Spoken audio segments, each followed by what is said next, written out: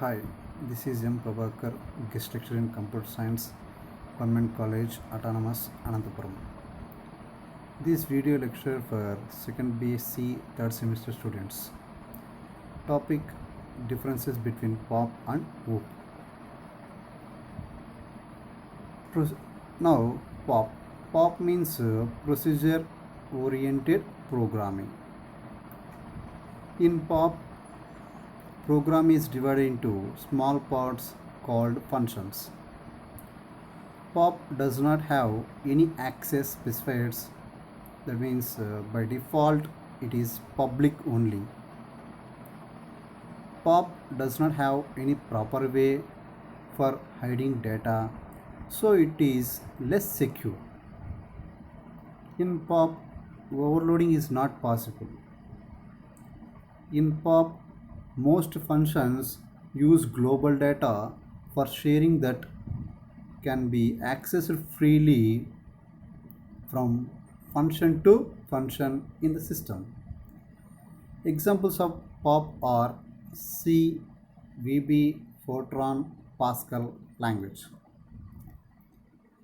Now, disadvantage in POP.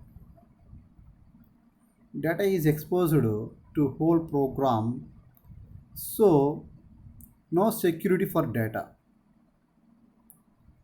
Does not offer the ability to reuse the same code at different places. Difficult to relate with the real world objects. Now last one is difficult to create new data types, reduces extensibility. Now this is about POP. The next one is object oriented programming. Program is divided into parts called objects. WOOP has access specifiers named public, private, protected, etc. Provides data hiding, so provides more security. In WOOP, overloading is possible in the form of function overloading and operator overloading. In WOOP, data cannot move easily from one function to another function. It can be kept public or private, so we can control the access of data.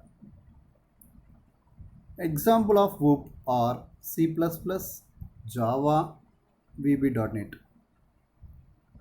Now advantages in WOOP.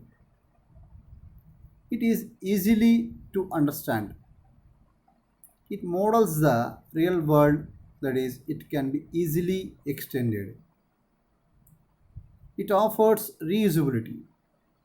That means already created classes can be reused without having to write them again. These are easier to test and maintain. Now this is about WOOP. Okay, thank you.